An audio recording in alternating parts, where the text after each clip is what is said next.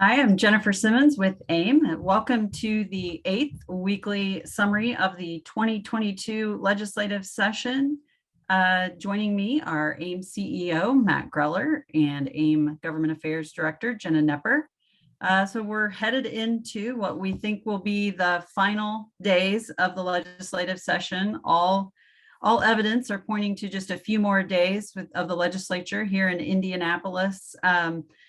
We're going to do something a little more concise for you today. Matt and Jenna are going to review three bills that we've been working on all session that are not surprisingly among the final bills to left for the General Assembly to debate this session.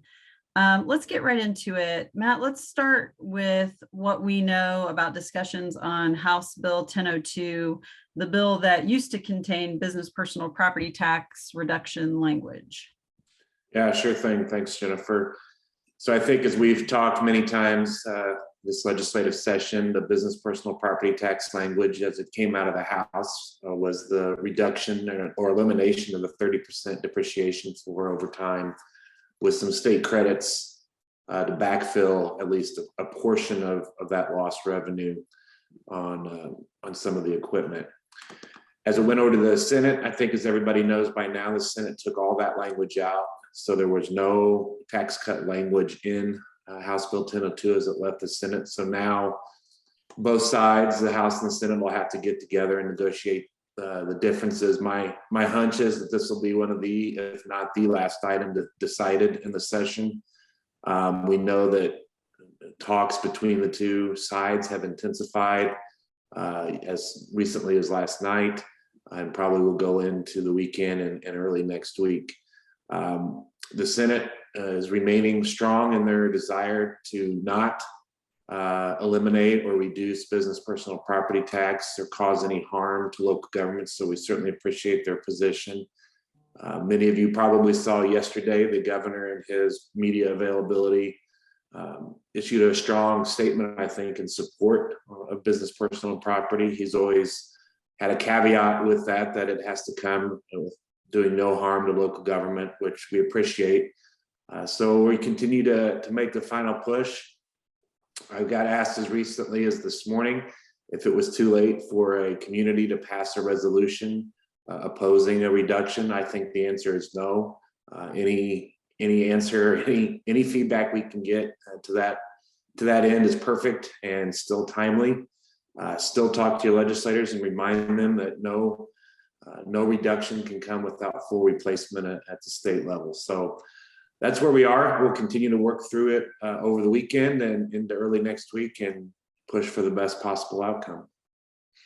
Right. And just to remind everyone, the resolutions Matt was talking about are on the AIM website, aimindiana.org/BPPT. You can find resolutions that have been passed by 45 cities, towns, and a few counties. You can find sample resolutions to use where you just need to input your own community's information. We've tried to make it really easy for you. Of course, please report back to us any interactions you have with lawmakers as a result of the AIM action alerts or anything else that we've been sending out. Keep us posted on what you're hearing back from legislators so we can respond accordingly. Moving right along, eminent domain. Jenna, it's been a big week in terms of activity on House Bill 1106, the eminent domain bill. We've talked a lot about it over the last few weeks. We sent an action alert out to our members at the beginning of the week. So maybe just walk through all the different ups and downs on eminent domain this week. Yeah. So with House Bill 1106, I'm reaching out to our members again with the same ask that we had last Thursday, which is going to be to reach out to your senators. So a quick update on the process. So our grassroots efforts were really critical in gaining some momentum on this issue. But the bill, which would require county commissioner approval of the use of eminent domain outside corporate boundaries, excluding municipally owned utilities. So really talking about things like road projects, also included language dealing with 120% fair market value. Instead of being required to pay that 100%, you would be required to start at 120%, which would obviously increase the cost of eminent domain and condemnation proceedings. And so that was the crux of the bill that going into this week, we were working to oppose. That version of the bill did pass the Senate 26-24, basically as close as you can get without forcing a tie. And so that version moves over to the House and the Senate to consider. Representative Goodrich had a decision to make whether he was going to concur with that version of the bill or dissent. So we focused our efforts on talking to members of the House who it became pretty clear that they had issues with that 120% provision. That part of the bill had never been vetted or run through a House committee. So in conference committee yesterday, they did remove that part of the bill. So now we're back to the underlying bill, which is the requirement for county commissioner approval of the use of eminent domain outside corporate boundaries. So at this point in the process, both the House and the Senate have to vote on that conference committee report. And given our conversations in the Senate earlier in the week, a lot of the legislators were concerned about that underlying bill, adding that layer of county commissioner approval, which did get us to that 26-24 vote count. So we've been working on following up with those senators who voted no initially, asking them to vote no again.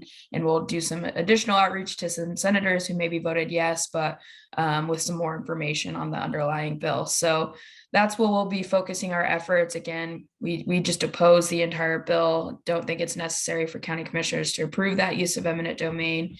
And also, I think a really key point to this bill is not only do the county commissioners have to say yes or no, but if they say yes, their approval can be challenged in court, which is just another layer to using the eminent domain, which is often a tool of last resort, but an important tool for things like roads. So that's where things stand. So asking once again, and hopefully for the final time, please reach out to your senator on this bill.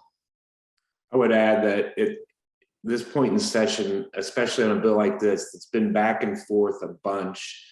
The bill's been discussed in respective caucuses a number of times, so even legislators can get confused at where things are and where things stand in the process. So in your conversations with them, just be clear that we need a no vote still in this process. It's just almost like considering a brand new bill for the Senate, to be honest, at this point. So just a regular vote, and we need them to vote no. All right, thank you. Let's go right into the last bill for today, Senate Bill 361, which has been called the Super TIF, Mega TIF, lots of different things. It's a new concept. We've talked about it quite a bit. It's one of those bills that has gotten progressively better throughout the session, but stressing again, better, not perfect. Matt, do you want to tee this one up? Yep, and then Jenna, I think I'll jump in with some of what we expect to see in the bill once it's finally released. So this is an issue that is brought forth by the IEDC, as we've talked a number of times, to create the super TIFs, like Jennifer mentioned.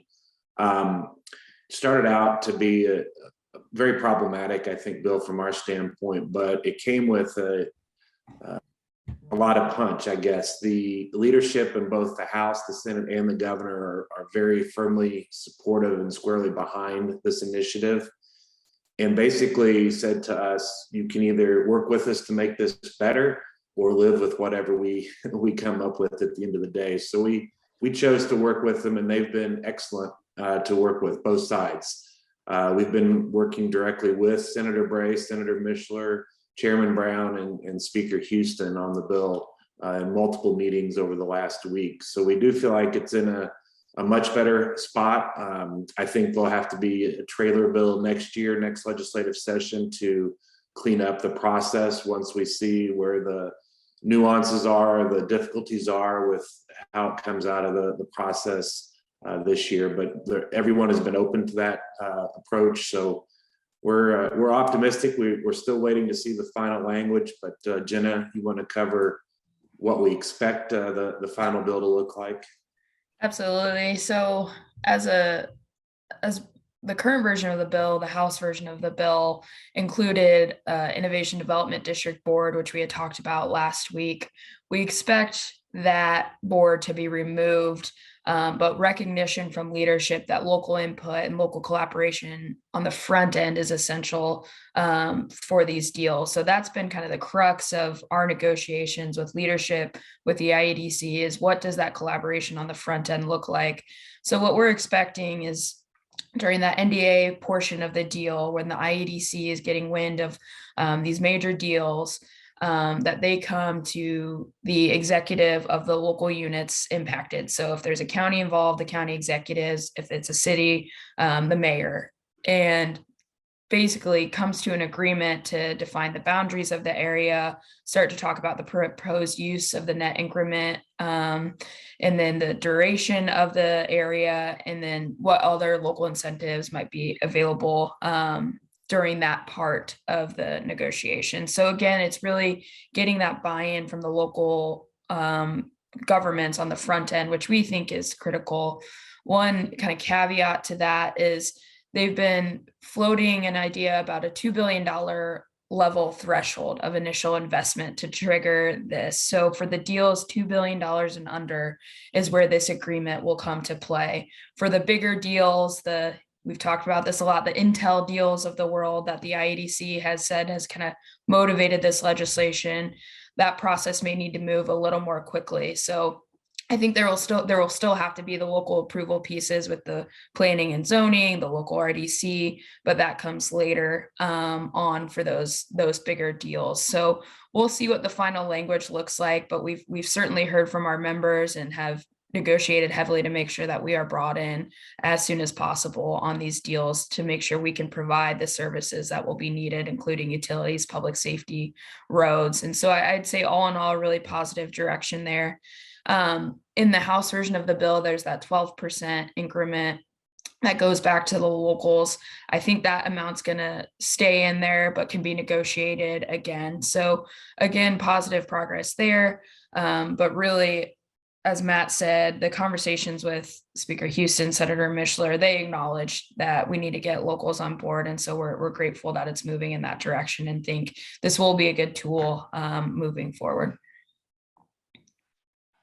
Great, thanks, guys. All right, that's it for us today. As I mentioned, we are in the last days. We've just got a couple more days next week. That's what all signs are pointing towards anyway. So please watch your email for any additional action alerts. Please read the entire legislative summary this week, including the bill tracking list that's attached at the bottom. And of course, reach out to any of us if you have any questions or if you'd like to report back any legislative conversations you're having over the weekend, which we highly encourage you to have those with your legislators while they're back home. Let us know if we can help, and we'll keep you posted as the clock winds down next week. Thanks.